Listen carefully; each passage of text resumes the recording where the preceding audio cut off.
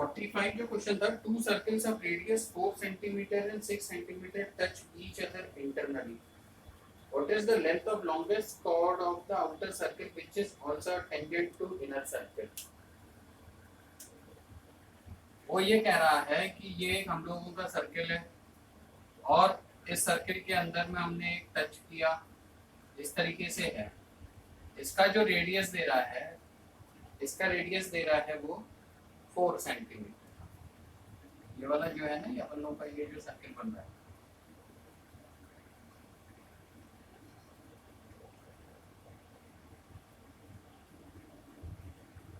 इसका रेडियस दे रहा है वो 4 सेंटीमीटर का और इसका जो रेडियस दे रहा है वो 6 सेंटीमीटर का दे रहा है. बहुत ही इजी क्वेश्चन दिख रहा है तुम लोगों को.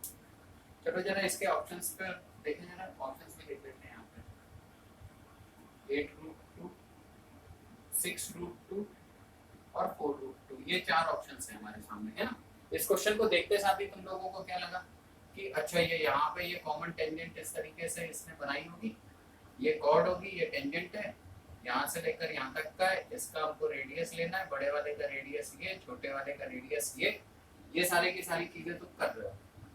और उसके बाद में फिर तुम यहाँ से पाइथागोरस थ्योरम लगा रहे हो, ये वाला डिस्टेंस ले रहे हो, ये ले रहे हो. यार उससे पहले एक बार निगाह जरा मारो. इसका अगर रेडियस 4 है तो यहाँ से लेकर यहाँ तक का ये वाला जो डिस्टेंस होगा ये कितना होगा, टोटल 8 होगा ना. ठीक है, एक बार निगाह मारने में क्या जा रहा है, तो यहाँ से लेकर यहाँ तक का ये वाला डिस्टेंस हो गया 8. तो ये दोनों तो आंसर होंगे नहीं. ठीक, अच्छा इसका डायमीटर है, अगर इसका रेडियस 6 है तो डायमीटर होगा 12, यानी कि 12 के ऊपर इसकी लेंथ जा नहीं सकती, तो ये भी नहीं है. तो बच गया यार आंसर ये. काय को कैलकुलेट कर रहे हो? ये चीज मैं तुम लोगों को बोल रहा हूँ कि थोड़ा सा बड़ी आंख से देखो, ये है ओरिजिनल. ठीक है, चलो अगला क्वेश्चन आते हैं. क्वेश्चन नंबर 69 है, ये भी बहुत अच्छा क्वेश्चन है.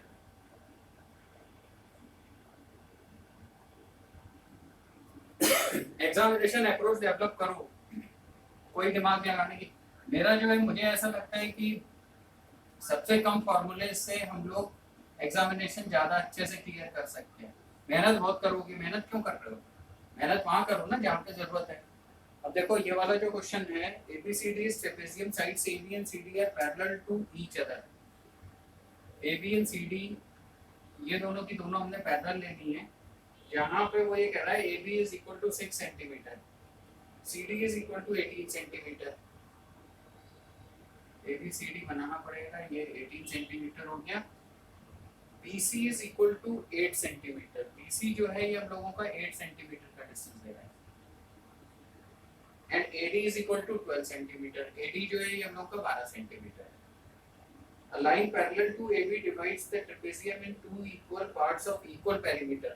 एक लाइन हमने यहाँ से ऐसे ड्रॉ कर रखी है जो इसको ऐसे पार्ट में डिवाइड करती है कि ऊपर वाले का जो पेरीमीटर है और नीचे वाले का दोनों का पेरीमीटर बराबर है. यहाँ पे देखना पेरीमीटर इक्वल है, पेरीमीटर इक्वल है. ठीक है, नेक्स्ट देखते हैं. एरिया इक्वल नहीं है, पेरीमीटर इक्वल है. This line cuts BC at E. ये वाली लाइन जो है ये BC को E पर काटती है. And AD at F, AD at F बता रहा है. अब ये कह रहा है BE upon EC, BE upon EC is equal to AF upon FD. इसका मतलब ये है कि ये पैरेलल लाइन है. जो सिमिलरिटी अपन लोगों को इसने दे रखी है, BE upon EC is equal to AF upon FD. इससे बस केवल एक चीज हम लोगों को मिल गई, वो ये है कि ये पैरेलल लाइन है. ठीक है, then what is the value of BE upon EC, BE upon EC. अच्छा देखो, एक चीज देखो, वो ये है कि अगर प्लेन लॉजिक सा लगाओ, एकदम सिंपल सा लॉजिक लगाओ, तो पेरीमीटर इक्वल होने का मतलब क्या है, ये वाली जो लाइन है ये अगर हम इसका पेरीमीटर देखेंगे तो भी ये लाइन आ रही है, इसका पेरीमीटर देखेंगे तो भी ये लाइन आ रही है ना. इसका मतलब ये वाली लाइन का कोई रोल नहीं है. जो कुछ रोल है, यहाँ से लेकर यहाँ तक का डिस्टेंस और यहाँ से लेकर यहाँ तक का डिस्टेंस दोनों बराबर होगा. अब एक चीज देखो, वो ये है कि ये वाला डिस्टेंस है कम, ये है 18, तो यहाँ पर हम लोगों को ज्यादा डिस्टेंस लेना पड़ेगा ना। ये वाला जो डिस्टेंस होगा, ये वाला जो कंबाइंड डिस्टेंस है वो हम लोगों का ज्यादा होगा, यानी कि ये वाला डिस्टेंस हम लोगों का, इन दोनों का जो डिस्टेंस में ये वाला डिस्टेंस ज्यादा होगा और ये वाला डिस्टेंस कम होगा। प्लेन सा लॉजिक है। ऑप्शंस पे अगर निगाह मारते हैं तो ऑप्शंस 1/2 है, 2 है, 4 है और 1/4 है, तो ये दोनों तो आंसर कभी हो ही नहीं सकते। अब हमें 2 और 4 में से देखना है। अच्छा एक चीज देखो, अगर हम इन दोनों के पेरीमीटर को डिफरेंस देखें तो ये जो 6 है, ये यहाँ पे 18 है, तो 6 कॉमन लेने का मतलब हम लोग के पास में नीचे वाले में 12 एक्स्ट्रा है, 12 एक्स्ट्रा है। ये जो 12 एक्स्ट्रा है ये कहाँ से एडजस्ट होगा, यहाँ से एडजस्ट होगा। ये तो 6 हमने हटा दिया, ये तो 6 हमने हटा दिया ना, ठीक है। तो ये जो 12 एक्स्ट्रा आ रहा है वो यहाँ से और यहाँ पर एडजस्ट हो रहा है, यानी कि यहाँ से लेकर यहाँ तक का डिस्टेंस, यहाँ से लेकर यहाँ तक का डिस्टेंस, और ये 12 बराबर ये दोनों डिस्टेंस के है। तो एक चीज सोचो कि क्या 2/1 करने से या 4/1 करने से इन दोनों में से 4/1 लेकर ज्यादा संभावना बन रही है। अब 12 का 4/1 अगर हम लोग करते हैं तो ये कितना आ जाएगा, देखो 12 इंटू 4/5, ठीक है, तो ये 9.6 आ गया हम लोगों का, और 1/5 अगर करेंगे तो ये 2.4 आ गया, ठीक है। नेक्स्ट यहाँ पर देखते हैं BE है, BE का 4/5 करेंगे तो ये 6.4 आ जाएगा, और 1/5 करेंगे तो कितना आ जाएगा, 1.6 आ जाएगा, ठीक है। अब देखो 9.6 प्लस 6.4 अगर हम लोग करते हैं, 9.6 प्लस 6.4, तो ये हम लोगों का कितना आ रहा है, 16 के बराबर आ रहा है। 2.4 प्लस 1.6 हम लोगों का 4, प्लस ये जो 12 एक्स्ट्रा इसके पास में ही है 16 इक्वल टू 16, तो आंसर 4/1 हो गया। तो लॉजिक्स को यूज करो, लॉजिक्स को अगर यूज नहीं करोगे मैं फिर इसको वैसे ही करेंगे, फिर हम लोग फॉर्मूले बेस करेंगे। तो पेरीमीटर के लिए फिर तुमको 2 इक्वेशंस बनानी पड़ेंगी, 2 इक्वेशंस बनाओगे, क्वेश्चन को सॉल्व करोगे। तो मेजर तो ये है ना कि आप इसके लॉजिक्स के थ्रू आप यहाँ तक कैसे पहुंच रहे हो, ठीक है। इसको प्रूफ भी करा देता हूँ थोड़ा सा, लेकिन अपने आप को चेंज करना पड़ेगा, अप्रोच चेंज कर लो, अप्रोच चेंज करोगे तभी मजा आएगा। तो देख लो लंबा सॉल्यूशन अगर इसका देखना है तो, ये अगर 6 है, ये अगर 18 है, ये यहाँ से यहाँ बिल्कुल दिमाग नहीं लगाया है, ये 8 है, ये 12 है, यहाँ पे हमने ये ले लिया। अब वो ये कह रहा है पेरीमीटर, तो ठीक है तुम इसको x ले लो, ठीक है, तो ये वाला डिस्टेंस हो जाएगा 2 माइनस x, इसको y ले लो तो ये डिस्टेंस हो जाएगा 8 माइनस y। अब पेरीमीटर बराबर करने के लिए हम लोगों को क्या करना है, x plus 6 plus y is equal to 12 minus x plus 18 plus 8 minus y, और ये वाली कॉमन साइड को अगर हम लोग c ले लेते हैं तो प्लस c यहाँ पे और प्लस c यहाँ पे, ये दोनों कैंसिल आउट हो रहा है, ठीक। यहाँ से हम लोगों को 2x प्लस y मिल गया, 2x प्लस y हम लोगों का कितना हो गया 18, ये 6 यहाँ से लेस हो गया, ठीक है 32, x प्लस y बराबर 16 आ गया। इसके बाद में फिर एक इक्वेशन हम लोगों को यहाँ पे मिल गई। फिर इसके बाद में क्या करना है, इसके बाद में देखो ये जो है ये दोनों के दोनों, अगर हम यहाँ से ये सिमिलर ट्रायंगल कंसीडर करें तो दिस अपॉन दिस, तो x अपॉन, एक इक्वेशन तुम लोगों को यहाँ से मिल गई, ठीक है, सॉल्व कर लेना। This upon 12 minus x is equal to y upon 8 minus y। इसके रिलेशन को अगर तुम सॉल्व करोगे तो यहाँ से तुम लोगों को x की वैल्यू मिलने वाली है, x और y की रेशियो में मिल जाएगी 8x माइनस, अब तो मैथ्स कर रहे हो ना, क्या को कर रहे हो यार, तो ये x अपॉन y हम लोगों का कितना आ गया 3/2 आ गया। अब यहाँ पे ये वाली जो वैल्यूज आ रही है इसमें 3p और 2p डालोगे तो p की वैल्यू आ जाएगी, p की वैल्यू के बाद में भी आंसर अल्टीमेटली 4/1 निकालने वाले हो। इतना लंबा अगर तुम सोल्यूशन करोगे तो उससे बेहतर है कि उससे जल्दी तो हम दूसरी जगह से क्वेश्चन को सॉल्व कर लें, ठीक है। करके देखना चाहो तो कर लेना, वैसे मेरे हिसाब से तो इस क्लास में तो मैं नहीं सिखाने वाला हूँ ये सब।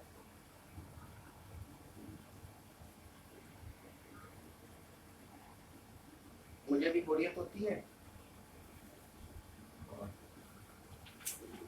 छोटी छोटी क्वेश्चन नंबर 176 था, ये भी बड़ा अच्छा क्वेश्चन मुझे इस वजह से लगा क्योंकि देखो कितना कंफ्यूज कर सकते हैं, वो अपना कंफ्यूज कर रहे हैं और तुम जो हो वो क्या हो रहे हो, आए तौबा मचा रहे हो कि अरे बाप रे सर आप समझते नहीं हो कि हमारे ऊपर कितना प्रेशर होता है पेपर पर।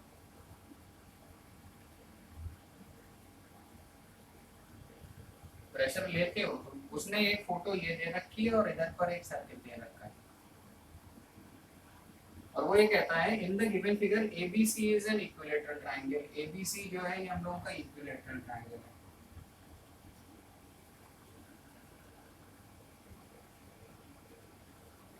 एबीसी जो है ये हम लोगों का इक्विलेटरल ट्रायंगल है। Two circle of radius 4 and 12 centimetre are described. इसका जो है 4 सेंटीमीटर है और इसका जो रेडियस है that is 12 centimetre, 12 centimetre. What is the side of an equilateral triangle? Equilateral triangle की साइड के बारे में बात होती है। ठीक, अब ये जो है ये देखने में बड़ा खतरनाक सा हो गया कि यार ये क्या हो गया, छोड़ो ना। तुम एक चीज देखो, इस वाले बड़े वाले सर्किल का बिहेवियर क्या है? इन सर्किल है ना, बड़े वाले सर्किल का जो बिहेवियर है वो क्या है? इन सर्किल है।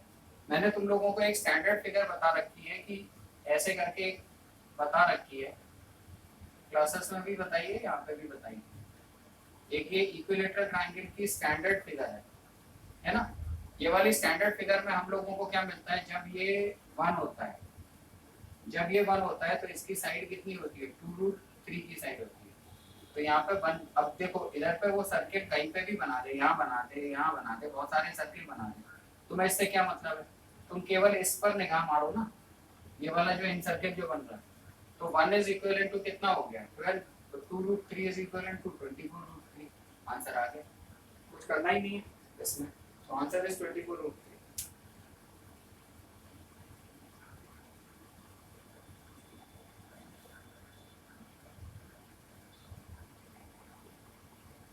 एक क्वेश्चन और लेते हैं, इसका जो है थोड़ा सा लंबा सॉल्यूशन है।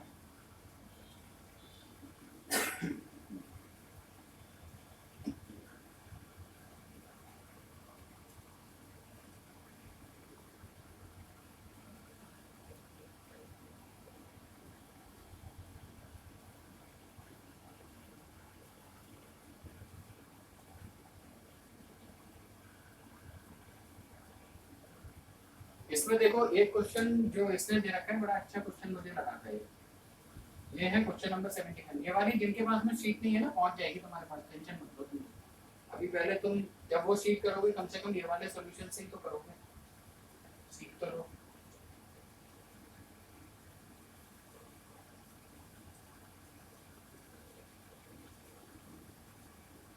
इसके अंदर में इसने एक सर्किल बना दिया। अब देखो कल या परसों में मैंने जो तुम लोगों को बताया था उसमें ये स्क्वायर के बारे में बताया था ना, तो स्क्वायर का जो एरिया होगा, एरिया ऑफ स्क्वायर इंटू 2 अगर हम लोग कर देंगे, 2 में इंटू कर देंगे तो हम लोग को क्या मिल रहा है? एरिया ऑफ इक्विलेटरल ट्रायंगल ही तो मिल रहा है ना। An equilateral triangle ABC is inscribed in the circle shown in figure. ABC shown in figure है, a square of largest possible area is made inside the triangle as shown, एक largest possible है। Another circle made inscribing the square, what is the ratio of area of large circle? Ratio of area of large circle is to area of small circle।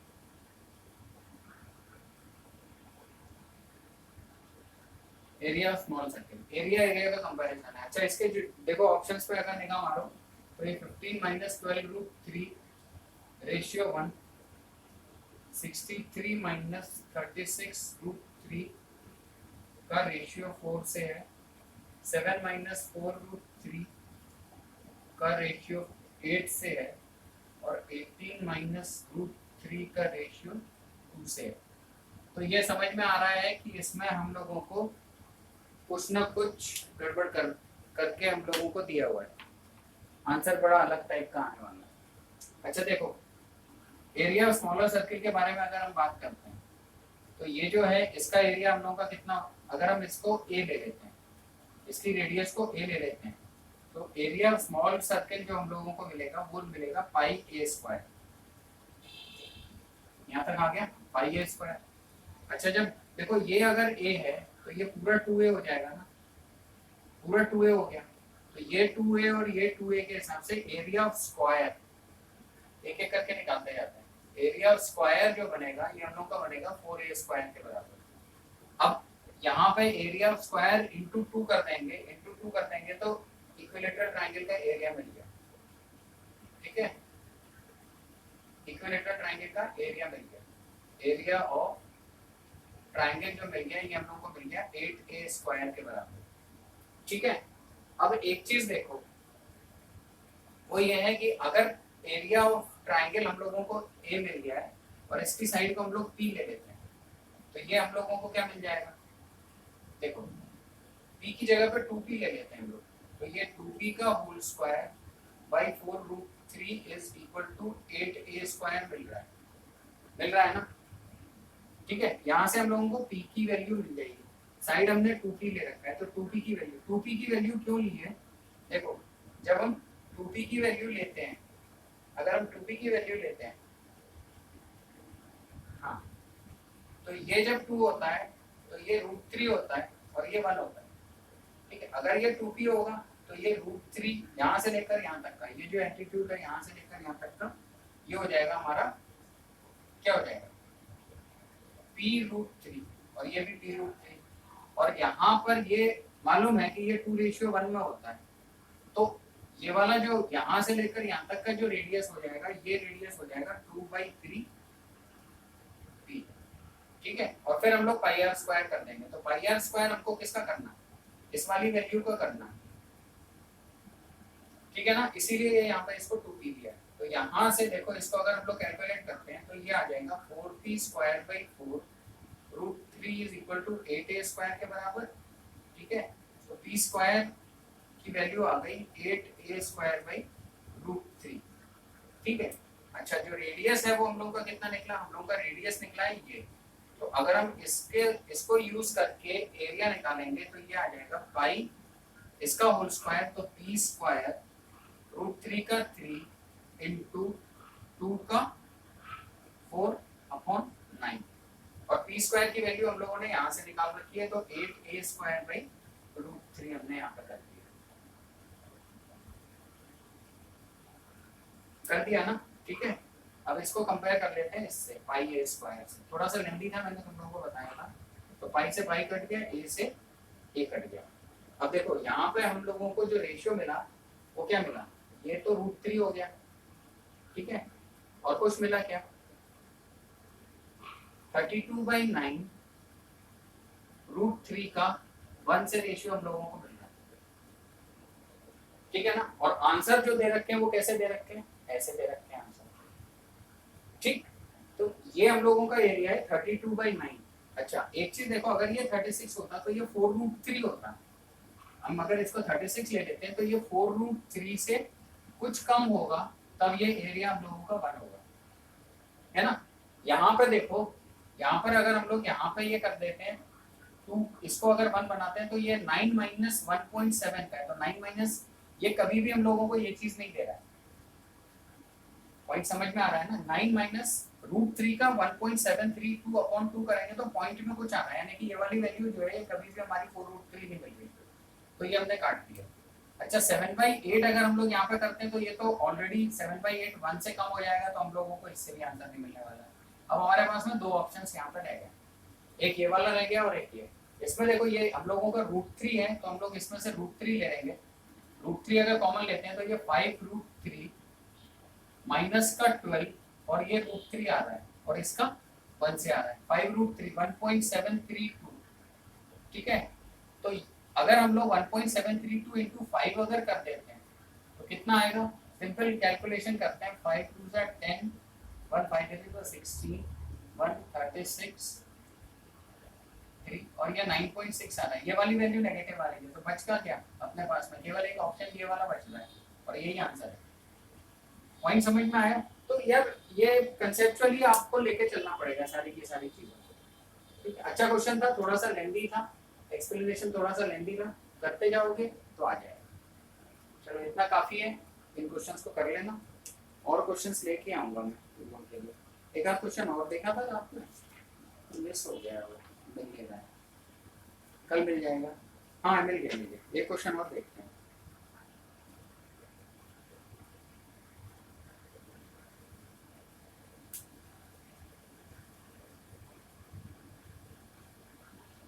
ये question number 88 है sheet का।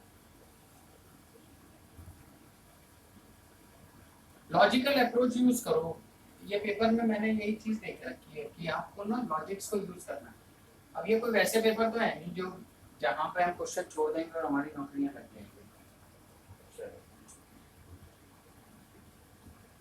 देखो एक उसने triangle दे रखा है हम लोगों को, यहाँ से लेकर यहाँ तक ये सारे के सारे ट्राइंगल हैं, और ये यहाँ से एक ऐसे फिगर इसमें बनाई, एक फिगर यहाँ से ऐसे करके बना रखी, एक फिगर यहाँ से बना रखी, ऐसे करके एक फोटो बनी हुई। ये PQR है, ठीक है, और यहाँ पे UST, US और T। अब यहाँ पे इसने डायमेंशन दे रखी है, ST is equal to 8, TU is equal to 9, SU is equal to 12, QU is equal to 24। यहाँ से लेकर यहाँ तक की ये 24 दे रखी है, 24 ही लिख लेते हैं यहाँ से लेकर यहाँ तक। SR इज इक्वल टू 32, जो SR है ये 32 दे रहा है, ठीक है, और PT is equal to 27, PT जो है ये 27 दे रहा है। और उसमें what is the ratio of area of triangle, area of triangle PQU to area of triangle PTR। देखो जब हम लोगों को साइड्स दी हो, अगर एक साइड बोल रहा हूँ, दो साइड अगर दिए हैं, टू साइड्स अगर हम लोगों को दिए हैं, तो फिर हम लोगों को टू साइड्स के हिसाब से क्या चीज निकलती है, हाफ AB sin थीटा। हम लोगों के दिमाग में तुरंत आ जाना चाहिए। ये क्वेश्चन इस तरीके से सॉल्व होगा। अगर तीनों साइड्स दे रहा होता, या हमारे पास में कोई एक ऐसा क्लू होता कि तीनों साइड्स हम लोगों को मिल जाती, तो हम लोग बेहतर तरीके से इस क्वेश्चन को सॉल्व कर सकते थे। अच्छा देखो यहाँ पर इसने, देखो थोड़ा सा ये वाला है, ये 12 है, तो ये वाला 12 ले लेते हैं, छोटे छोटे पार्ट्स में डिवाइड करते हैं, ठीक है। ये 12 हो गया, ये अगर 32 है तो ये वाला कितना हो जाएगा, 24 हो जाएगा, ठीक है। ये अगर 27 है तो यहाँ से लेकर यहाँ तक का ये 18 हो गया। अब तुम एक चीज देखो, अगर हम ये वाले एंगल को 80 थीटा ले लेते हैं, तो ये वाला एंगल हम लोगों का कितना हो जाएगा, 180 माइनस थीटा हो जाएगा, ठीक है। तो थीटा के करस्पॉन्डिंग ये वाला जो एरिया, ये वाला जो एरिया, हमको एक तो ये वाला एरिया चाहिए ना, तो ये वाला एरिया क्या होगा, 24 हाफ 24 इंटू 18 साइन थीटा होगा ना इसका एरिया, जो कि हम लोगों का PQU है, PQU। तो हम लोग यहाँ पे ये PQU वाला लिख लेते हैं, ये एरिया। तब ये बीच वाले का एरिया हम लोग का कितना हो गया, 1/2 12 इंटू 9 साइन 180 माइनस थीटा हो गया। 180 माइनस थीटा को हम लोग साइन थीटा लिख सकते हैं, तो ये कैंसिल आउट होके ये हो गया हम लोगों का एरिया, ठीक है। तो डायरेक्टली हम लोगों को क्या मिल गया, 24 इंटू 18, 24 इंटू 18 इसका जो एरिया हो गया 24 इंटू 18 हो गया। तब इसका एरिया हम लोगों का कितना निकला, 12 इंटू 9 निकला, ठीक है। ऐसे ही दूसरा वाला जो है PTR हम लोगों को बोल रहा है, तो PTR का मतलब कितना हो गया, 18 प्लस 9 27। इधर पर थोड़ा सा कंपाउंडिंग बनानी पड़ेगी ना, तो 24 इंटू 18 का जो रेशियो हम लोगों का बन रहा है वो बन रहा है 12 इंटू 9 के बराबर। इसी तरीके से दूसरा वाला हम लोगों को बन रहा है 24 इंटू 27, 24 इंटू 27 का जो रेशियो हम लोगों को मिल रहा है 9 इंटू 8 इंटू 9 के हिसाब से, तो ये 8 इंटू 9 है, ठीक है, और ये 24 इंटू 27 है। अब यही तो दो रेशियो है, कंपाउंडिंग लगा दो इन दोनों को, इन दोनों को, इन दोनों को, या तो कंपाउंडिंग निकाल दो या फिर ये कॉमन है ना, ठीक है। तो ये 12 इंटू 9 है, इसमें 8 मिसिंग है तो हमने यहाँ पे 8 कर दिया, तो इंटू 8 आ गया, ठीक। इसमें 12 मिसिंग है तो 12 कर दिया इंटू 12 कर दिया। अब ये देखो ये दोनों एरिया है, कंपेयर करना है तो 8 इंटू 24 इंटू 18 का 24 इंटू 27 इंटू 12 से कंपेरिजन, 24 से 24 कट गया, ठीक है, 4 2 जा 4 3 जा, ठीक है, 9 2 जा 9 3 जा, कितना आ गया 4:9, यही आंसर है। तो ये हो गया ऑप्शन नंबर, ठीक है ना। तो ये इस तरीके से ये वाला क्वेश्चन भी हो जाएगा। चलो इतना काफी है, इतने क्वेश्चंस कर लेना, इसके आगे फिर कर लेंगे।